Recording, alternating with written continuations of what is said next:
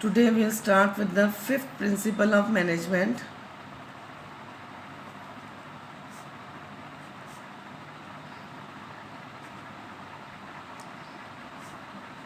That is unity of direction.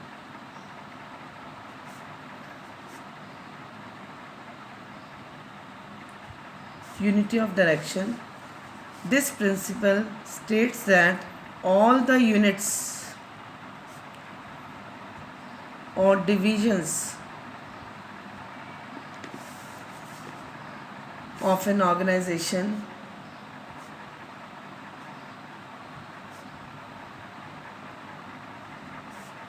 should be moving towards the same objectives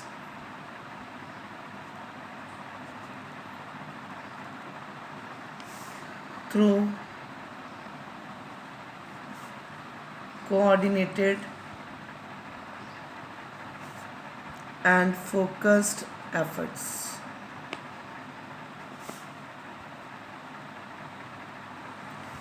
This means that each group of activities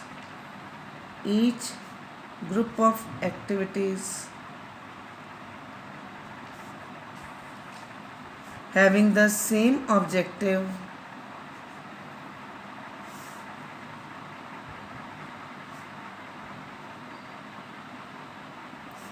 must have one head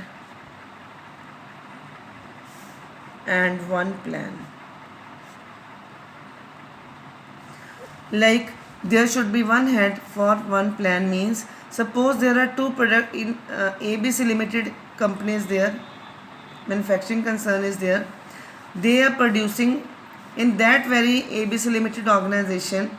There are two units which are being manufactured like cars and scooters.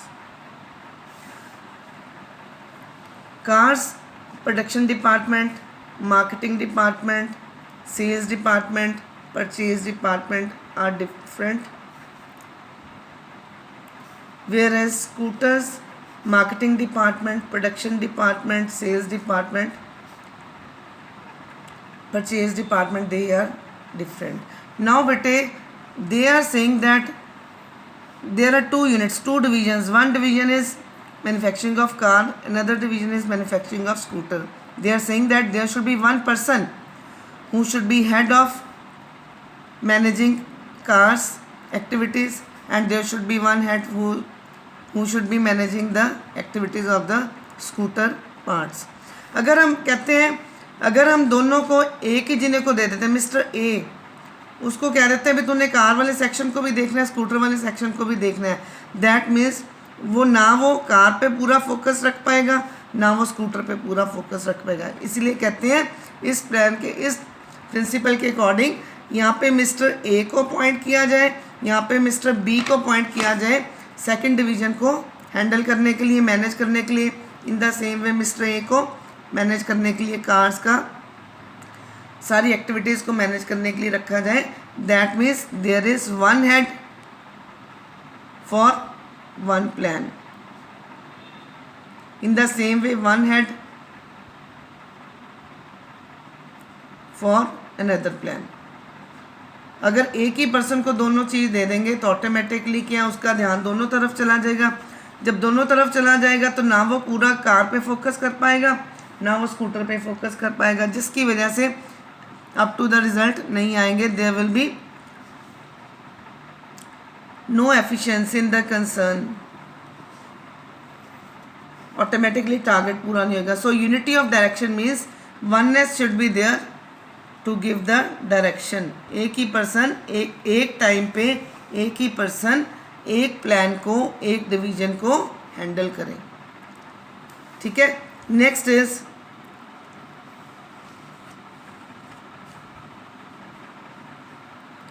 positive effects of unity of direction is that there should be, that it ensures unity of action and coordination.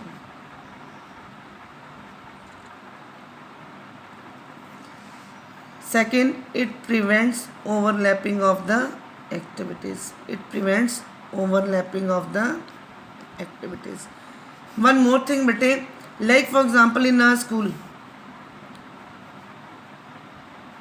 there are different coordinators. For medical different coordinators there, for non-medical different coordinators there, for commerce different coordinators there.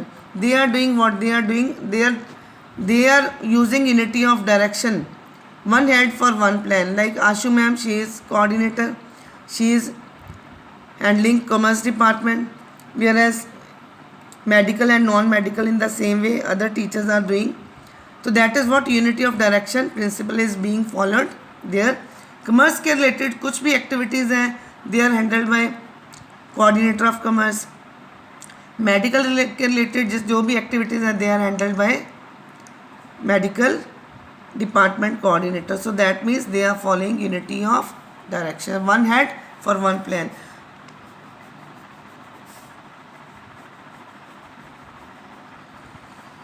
Then बेटे sixth principle of management is subordination of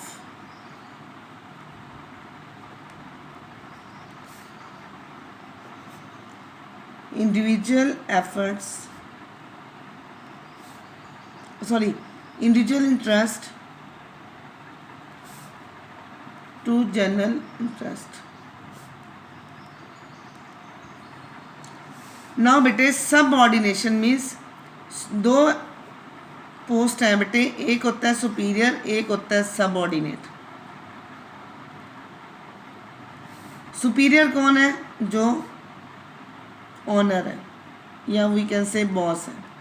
in case of middle level management manager is superior and subordinate कौन है? Employees.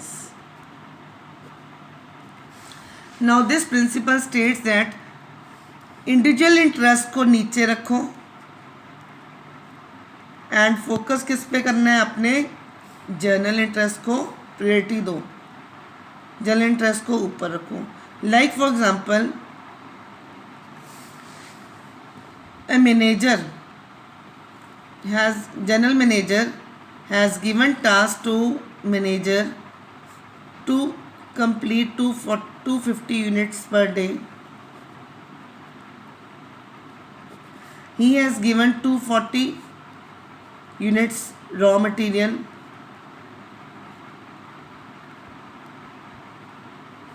and for 10 he has given authority, means responsibility plus authority has been given that you can buy raw material yourself.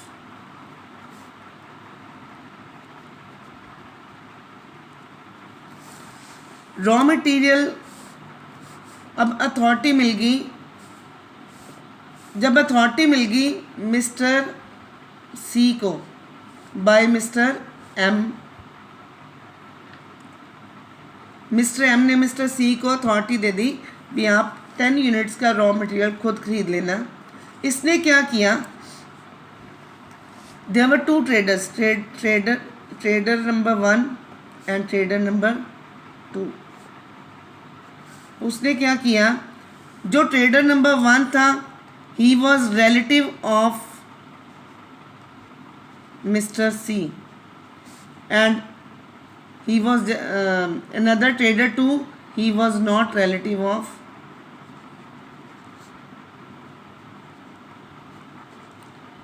Mr. C. जो mister सी का relative था वो cell कर रहा था per unit के हिसाब से 100 रुपीज़ पर यूनिट. जो 120 सेल कर रहा था, जो रिलेटिव नहीं था वो कर रहा था 100 रुपीज़ पर यूनिट. अब मिस्टर सी ने क्या किया? उसने जो गुड्स खरीदे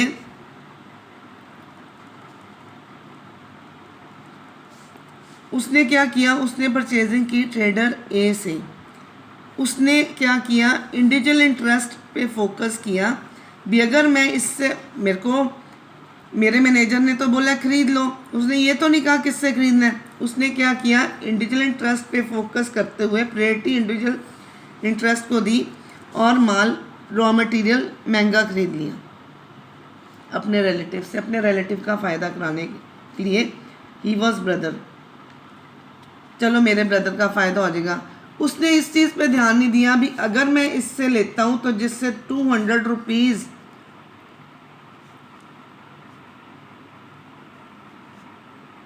हमारा लॉस होगा, प्रॉफिट नहीं होगा, हमारा खर्चा बढ़ गया। इंस्टेड ऑफ जो चीज़ हमें 1000 पे मिल रही है हम 1200 पे खरीद रहे हैं, दैट मीन्स हम 200 रुपीज़ का किसका लॉस कर रहे हैं, कंपनी का लॉस कर रहे हैं। हमने क्या किया, इंडिविजुअल इंटरेस्ट पे फोकस किया।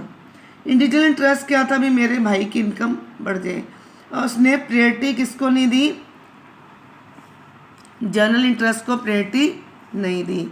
उसने क्या किया, इंडिविजुअल इंटरेस्ट पे फोकस किया। ठीक है, तो अगर वो यही चीज़ 1000 पे खरीदता तो ऑटोमेटिकली कॉस्ट और प्रोडक्शन जितनी आती उस पे प्लस प्रॉफिट, हम प्रॉफिट में हमारी इंक्रीमेंट होती 200 रुपये के हिसाब से। ठीक है, जो इंटर्न किनको मिलना था, ऑटोमेटिकली एम्प्लॉयज़ को मिलना था। उसने फोकस इंडिविजुअल इंटरेस्ट को दिया जिसकी वजह से हमारे अपने कंपनी के प्रॉफिट्स कम हो गए। दैट मीन्स उसने कौन सा प्रिंसिपल वायलेट किया है, subordination of individual interest to general interest. Now बेटे, according to this principle the interest of an organization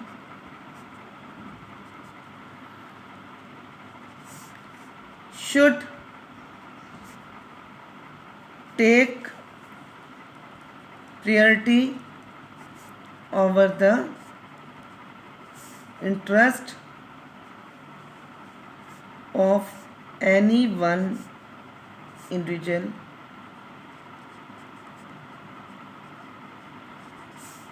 employee.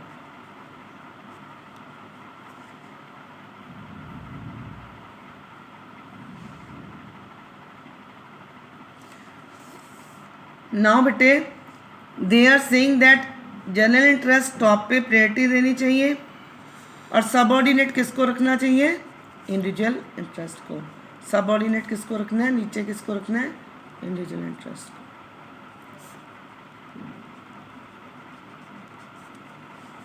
ठीक है, देन बेटे next principle is remuneration to employees.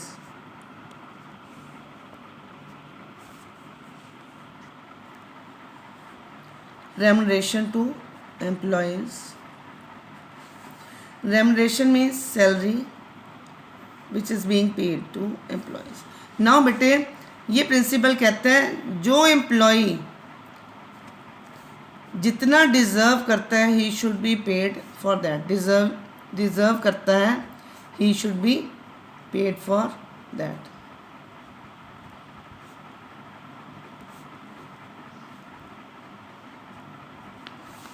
The overall pay and compensation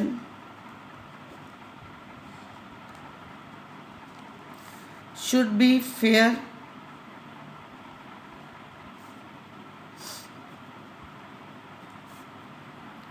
to both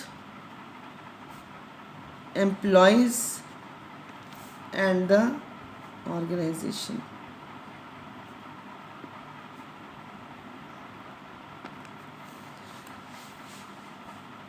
This principle states that employees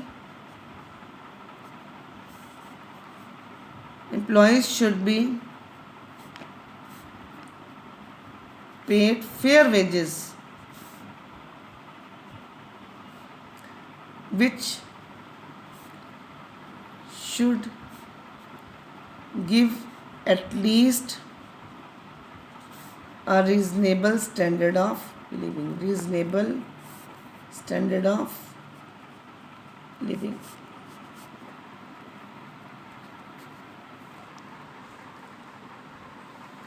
At the same time,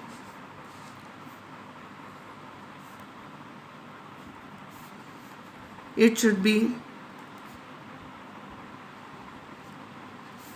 within the paying capacity of the company.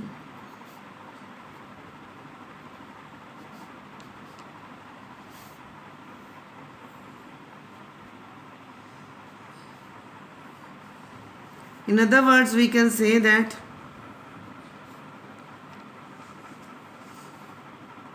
remuneration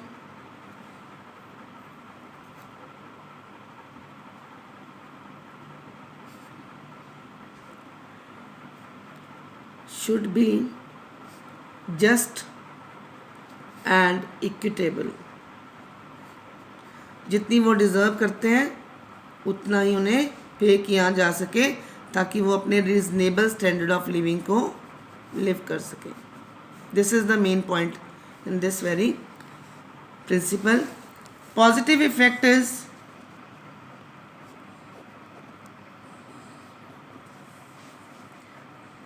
congenial atmosphere will be there in an organization.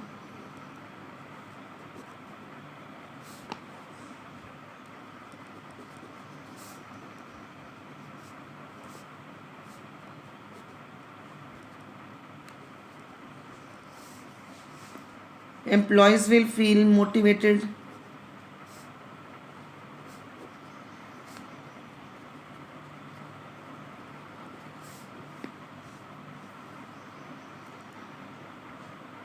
Next principle, that is eighth principle. Eighth principle is centralization and decentralization.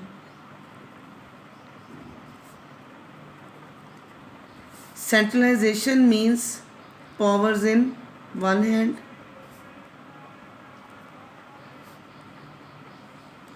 whereas decentralization means dispersion of authorities, or you can say power. Now bete, we are saying that if we are drawing circle, there is only one centre for that. ये नहीं भी यहाँ पे centre लगे यहाँ पे centre, sir एक circle का सेंटर एक ही है. In the same way when you are using your bike और any wheel we are using, तो there each and every wire is being attached to one screw only in the hole of the wheel. That means power is in the one. अगर ये screw ढीला होता है तो सारी wires affected होंगी. That means powers in one hand, एक ही जगह सारी पावर. सेंट्रलाइज्ड मैनेजमेंट है यहाँ पे क्या है, सेंट्रलाइज्ड मैनेजमेंट फॉलो किए जा रही है. दैट इज नोन एज, जब पावर्स एक के हाथ में है that is centralisation. Decentralisation when powers are being disperse, like top level पे कुछ पावर्स थी, वो पावर आगे मिडिल लेवल को दे दी गई. मिडिल लेवल ने आगे अपने अपने डिपार्टमेंट में सुपरवाइजरी लेवल तक वो डिवाइड कर दी. दैट मीन्स ये क्या हुआ, डिस्पर्शन ऑफ पावर. पहले एक के हाथ में थी, उसने अपनी पावर आगे मिडिल लेवल वालों को दे दी, मिडिल लेवल ने आगे अपने सबऑर्डिनेट्स को दे दी. That is what decentralisation of power. One more example बेटे, like for example top level पे each and every type of decision is being taken. तो यहाँ पे क्या है, अपॉइंटमेंट भी कौन करता था, टॉप लेवल वाले. अब टॉप लेवल वाले जो एम्प्लॉयज़ थे उन्हें लगा भी हमारा काम बहुत ज़्यादा, उन्होंने क्या किया, हर डिपार्टमेंट के like production department, sales department, marketing department, finance department, हर डिपार्टमेंट में ईच एंड एवरी डिपार्टमेंट पे उन्होंने पावर दे दी भी आप क्या करोगे, अपने अपने डिपार्टमेंट के जितने जितने एम्प्लॉयज़ रिक्वायर्ड है आप खुद अपॉइंट कर लो, उनको खुद अपॉइंट कर लो. प्लस उन्होंने एक रिस्ट्रिक्शन लगा दी, कंडीशन लगा दी भी जितने भी एम्प्लॉयज़ आप लोग अपॉइंट करोगे अपने अपने डिपार्टमेंट के अंदर, आप उनको सैलरी 10,000 से ज़्यादा नहीं दोगे, नॉट मोर देन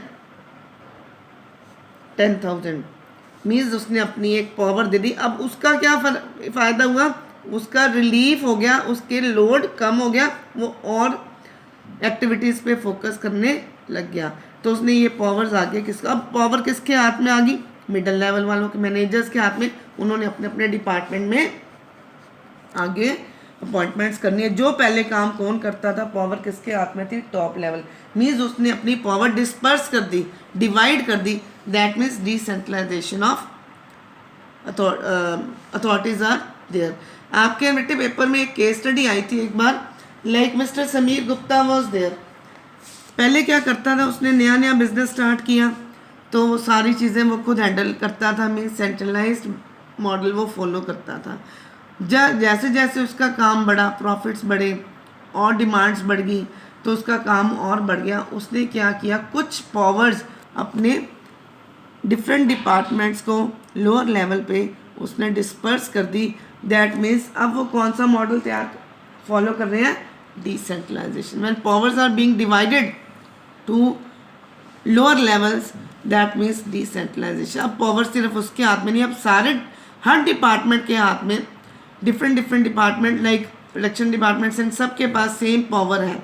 मीन्स एक जने को नहीं, उसने सारे मिडिल लेवल पे जितने भी डिपार्टमेंट सबके मैनेजर्स को पावर दे दी। मीन्स उसने कौन सा फॉलो किया, प्रिंसिपल डिसेंट्रलाइजेशन। नाउ बेटे, the concentration of decision making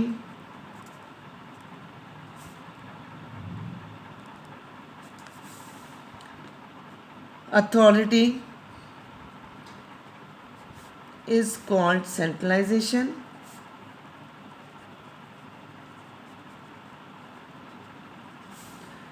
whereas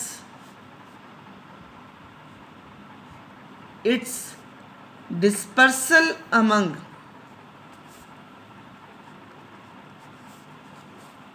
more than one person